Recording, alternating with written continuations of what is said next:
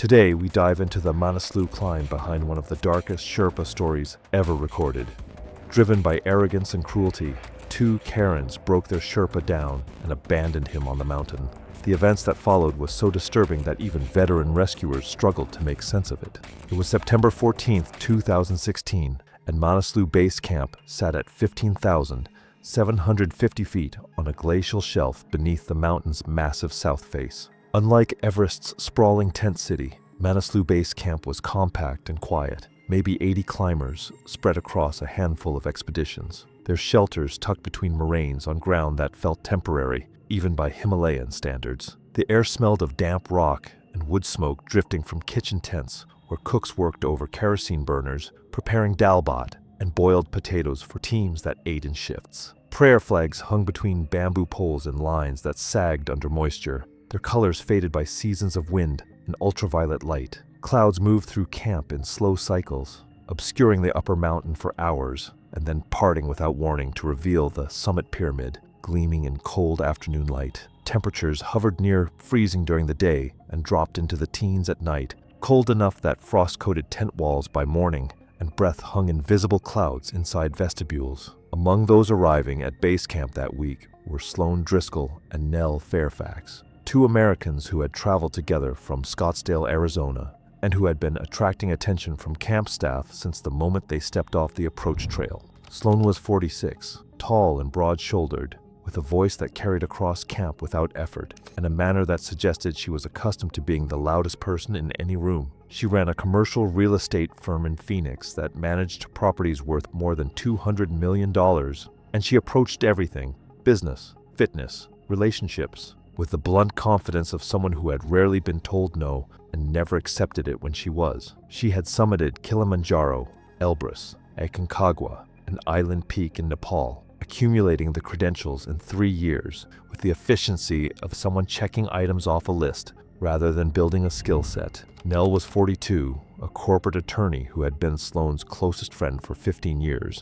and her climbing partner for the last 4. She was quieter than Sloan but not gentler. Her version of the same entitlement expressed itself through dry remarks, visible impatience with people she considered beneath her, and a habit of deferring to Sloan's aggression rather than generating her own. She matched Sloan's climbing resume peak for peak, having joined every expedition as the committed partner in a dynamic where Sloan led and Nell followed. Together they functioned as a closed system, reinforcing each other's worst instincts, amplifying complaints into confrontations, and treating anyone outside their unit as either useful or irrelevant. Their highest point was Aconcagua's summit at 22,841 feet. Manaslu's summit stood at 26,781 feet, nearly 4,000 feet higher and deep into the death zone, where the human body deteriorated faster than it could recover. They had never used supplemental oxygen. They had never been above 23,000 feet.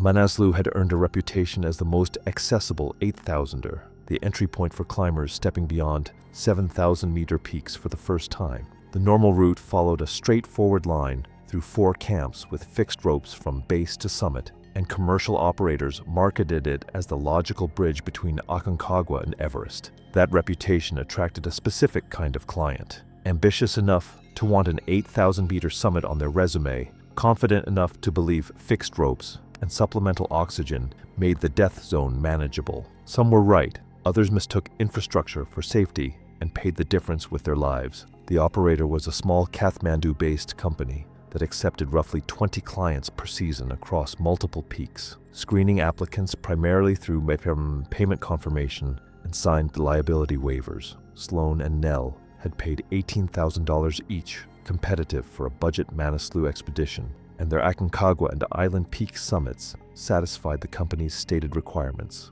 The operator assigned a single high-altitude guide for both women, a cost-cutting decision that other teams at base camp noted privately as reckless. On an 8,000-meter peak, the standard was 1 guide per client. 1 guide for 2 meant 0 redundancy. If anything went wrong with the guide, there was no backup. The guide assigned to them was Kitar Wangdi, 38 years old, from a small settlement called Bedding in the Rolwaling Valley, far enough from the well-known Sherpa villages of Namche and Fortse that most climbers had never heard of it. He had summited 7 8,000-meter peaks over 11 seasons, including Everest twice, Lhotse, and Kangchenjunga. He was quiet in a way that clients sometimes mistook for passivity, steady, watchful, the kind of guide who noticed problems before they developed and addressed them without drama. He carried himself with the economy of movement that distinguished career, high-altitude workers from recreational climbers, never wasting a step, never rushing, calibrating every action to conserve energy that the mountain would demand later.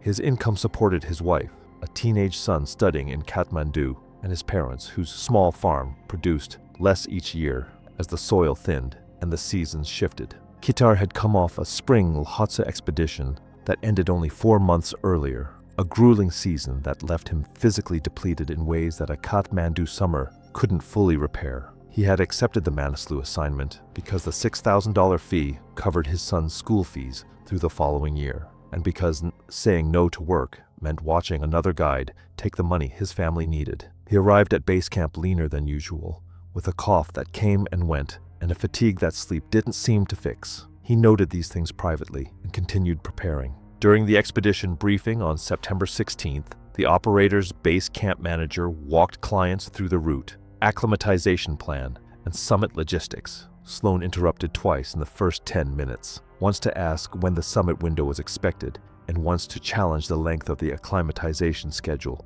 arguing that their Aconcagua experience should count toward altitude adaptation. The manager explained that acclimatization above 20,000 feet couldn't be imported from previous climbs, and that the rotation schedule was designed to build tolerance incrementally. Sloan accepted this with visible displeasure. Nell sat beside her, scrolling through her phone. Kitar introduced himself after the briefing. He explained his role, his experience, and his approach to guiding: conservative pacing, strict attention to weather windows, and open communication about physical condition at every camp. Sloan listened with the polite disinterest of someone who had already decided how much value to assign to the person speaking. Her first question was whether Kitar could carry her camera bag in addition to the shared safety equipment. Kitar explained that his load was already calculated for safety gear, oxygen bottles, and emergency supplies, and that personal items were the client's responsibility. Sloan told him they would revisit that conversation higher on the mountain.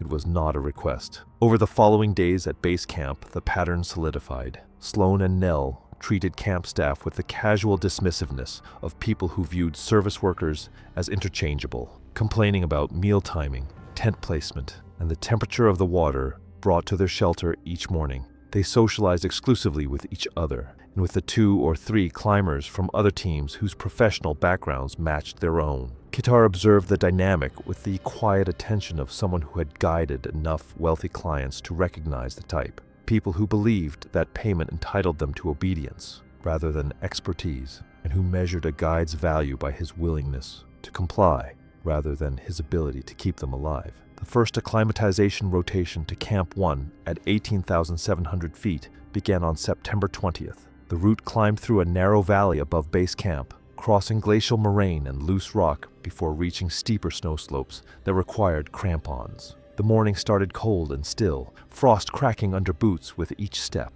But within an hour the sun reached the valley floor and temperatures rose enough that climbers shed layers and stuffed them into packs without stopping. Sloan and Nell moved at a reasonable pace, their Aconcagua fitness carrying them through terrain that was physically demanding but technically straightforward. Sloan complained about the cold within the first hour. Nell complained about the pace. Too slow, she argued, for climbers with their experience. Kitar maintained the schedule without engaging the complaints, adjusting micro-decisions around rest stops and hydration timing, with the practiced efficiency of someone who had learned that arguing with clients burned energy better spent on the mountain. At Camp 1, Kitar checked oxygen saturations. Sloan registered 79%. Nell showed 77%, both within acceptable range for an acclimatizing first rotation. Neither woman asked what the numbers meant or showed concern about the measurements. They were more interested in how many days remained before the summit push. The second rotation to Camp 2 at 21,000 feet on September 24th introduced the first friction over Kitar's load. The route to Camp 2 traversed a long, glacial plateau before ascending a steeper headwall, terrain that demanded steady effort over hours rather than bursts of intensity, the kind of climbing that punished poor pacing and rewarded patience. Sloan arrived at camp with a shoulder bag containing a large camera 2 lenses, a portable battery pack, and a hard shell case that together weighed roughly 6 pounds. She told Kitar to add it to his pack for the next rotation. Kitar explained again that his load was calculated around safety equipment and oxygen bottles that he would stage at upper camps. Every pound of personal gear displaced a pound of margin that existed to keep all 3 of them alive. Sloan responded that she was paying $18,000 for guided support and that carrying a camera bag fell within any reasonable definition of that service. Nell added that their last guide on Aconcagua had carried whatever they asked without complaint. Kitar agreed to carry the camera bag. He redistributed his pack in silence that evening, removing a spare down jacket from his emergency kit to compensate for the added weight. The third rotation to Camp 3 at 22,300 feet on September 28th was where Kitar's body began failing him. The cough that had lingered since base camp deepened during the climb, producing a persistent wet rattle that worsened with exertion. His breathing, normally controlled and rhythmic at these altitudes, became labored on the steeper sections. His pace dropped. He found himself stopping to rest at intervals that would have alarmed him in any previous season. The Lotz expedition 4 months earlier had taken more than he realized, and the altitude was finding every crack the spring season had left behind. Sloan noticed the change immediately, not with concern, but with irritation. She asked Kitar why he was moving slowly and whether his condition was going to affect their summit timeline. When Kitar explained that he was experiencing some respiratory difficulty and recommended they monitor it through their rotation,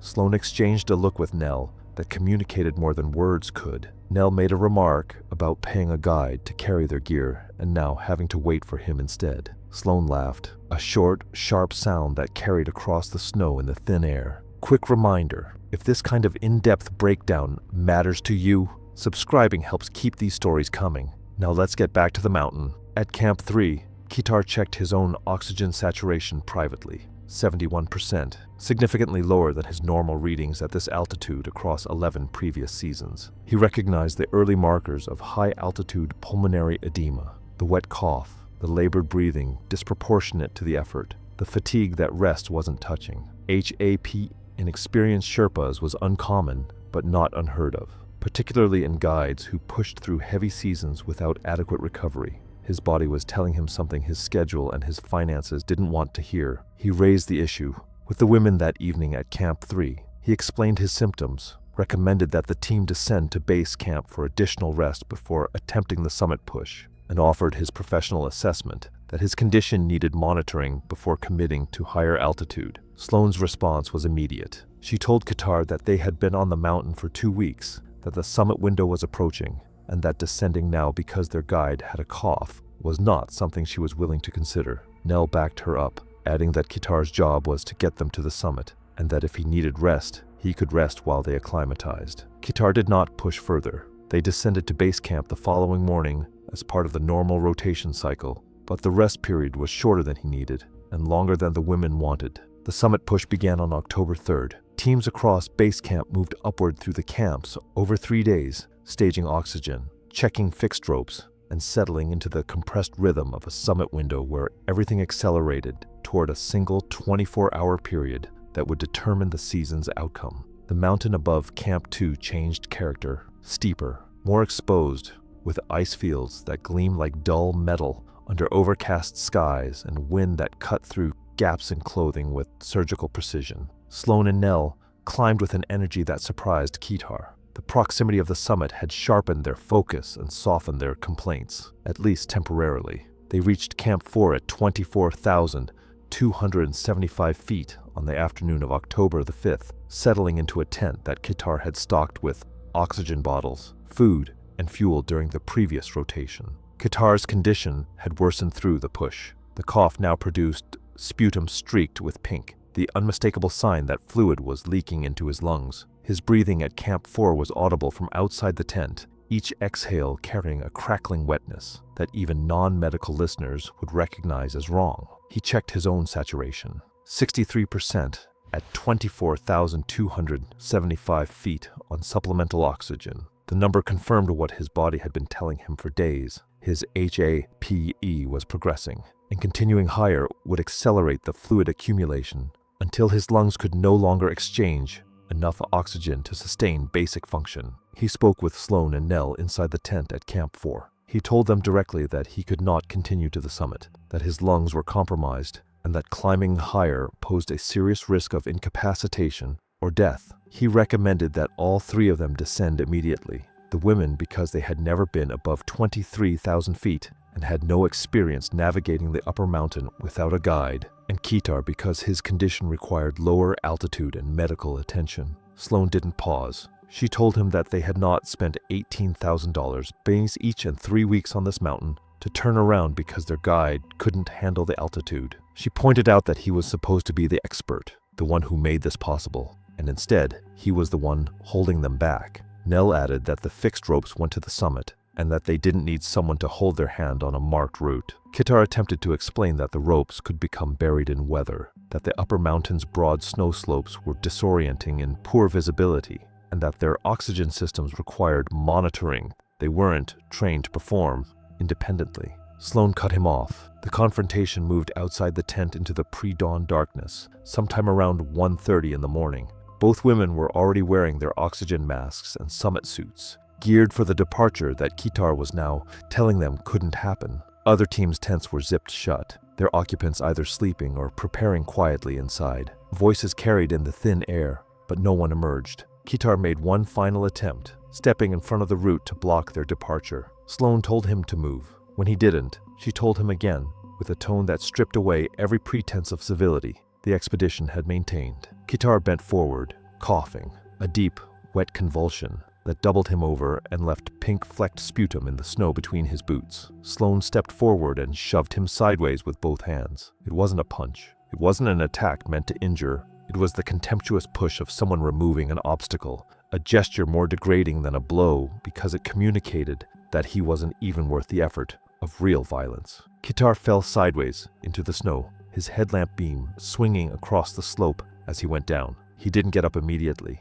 He stayed in the snow longer than the fall required, his headlamp pointed sideways at nothing, before slowly pushing himself upright. Kitar tried to hand them the expedition radio from where he knelt, insisting they take it. Sloan grabbed it from his hand without acknowledgement. Then she and Nell turned uphill and began climbing toward the fixed ropes above Camp 4, their headlamps shrinking into the darkness above. Roughly 40 minutes later, 2 Sherpas from a Korean expedition preparing for their own summit departure found Kitar outside his tent, sitting in the snow, coughing in spasms that left him unable to stand. They recognized the HAPE immediately, the pink sputum, the crackling breath sounds, the gray pallor visible even in headlamp light. They abandoned their own summit attempt without discussion, no hesitation, no calculation about the money or the months of preparation, and began the work of getting Kitar down. The expedition operator, alerted by radio, attempted to reach Sloan and Nell. The calls went unanswered, whether from anger, stubbornness, or signal loss on the upper mountain. No one could confirm. The operator radioed other teams higher on the route, requesting they intercept 2 unguided climbers. By the time the message circulated, Sloan and Nell were already above 25,000 feet and climbing. The women made progress. Fixed ropes carried them upward through the steep sections above Camp 4, the infrastructure compensating for skills and judgment they didn't possess. Their supplemental oxygen sustained them through the altitude their bodies had never experienced. Each breath from the mask, a borrowed extension of capability that would end when the bottles emptied. Conditions were calm through the early morning hours, the route visible under stars and the occasional headlamp of distant teams. They climbed slowly but steadily, passing landmarks they couldn't name, on a mountain they didn't understand. Above 25,500 feet, the route opened onto Manaslu's broad upper snow slopes, a vast, gently angled expanse where the fixed ropes continued, but the terrain lost all distinguishing features. In clear weather, the summit ridge was visible above and the descent route obvious below. In poor weather, every direction looked identical. They may have reached the summit. No one could confirm. What was certain was that by mid-morning, the weather that had held through the night began collapsing. Clouds rolled across the upper mountain in dense, fast-moving banks that reduced visibility to arm's length within minutes. Wind increased from manageable to punishing, driving fresh snow horizontally across the slopes and burying everything beneath it. Boot tracks, bamboo wands, and the fixed ropes that represented the only reliable path back to Camp 4. On the descent, the women encountered the consequences of every decision they had made. The ropes were gone, buried under 2 feet of wind-loaded snow that had accumulated in hours. They dug with their hands and ice axes, searching for the line they had followed upward. Minutes became an hour. They moved in what they believed was the correct direction and dug again. Nothing. The slope looked the same in every direction, white ground merging with white sky in a void that erased depth, distance, and orientation. Nell's oxygen regulator iced during the extended exposure on the upper slopes. The valve frosted over gradually, restricting flow to a fraction of the set rate without any external indication that the system was failing. She had sat through Guitar's training on regulator maintenance at Camp 2 and retained none of it. The reduced oxygen reached her brain in symptoms she couldn't diagnose. Mounting confusion, sluggish movement, a narrowing focus that made problem-solving impossible, precisely when she needed it most. Sloane's second oxygen bottle ran empty sometime in the early afternoon, the last hiss of pressurized gas leaving her mask slack and useless on her face. She had no spare, neither did Nell. 2 women who had never been above 23,000 feet were now above 25,000 without functioning oxygen in a whiteout. Hypothermia moved inward from their extremities. Hypoxia clouded what remained of their judgment. The confidence that had carried them past their guide, past every warning, past the limits of their experience, dissolved into the featureless white slope that surrounded them with no route and no way home. They died on the upper slopes of Manaslu on the night of October 6, 2016, unable to reconnect with a descent route to Camp 4, the mountain they had dismissed as manageable,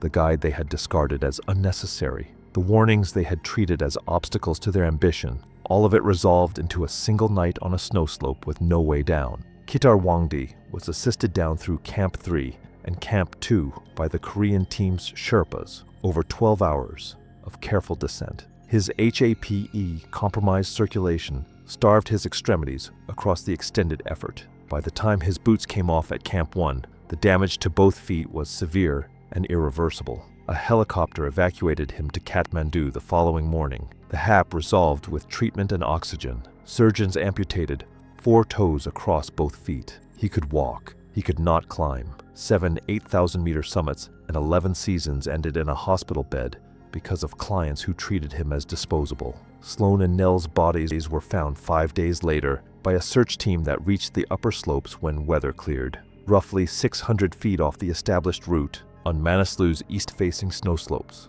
They were found within 30 feet of each other. Sloane had posted from Camp 2 during the push a photo of the summit pyramid with a caption about not letting anyone hold them back. It was still collecting comments when the search team radioed base camp with the coordinates. Thanks for watching. Want to watch more? Click on your screen now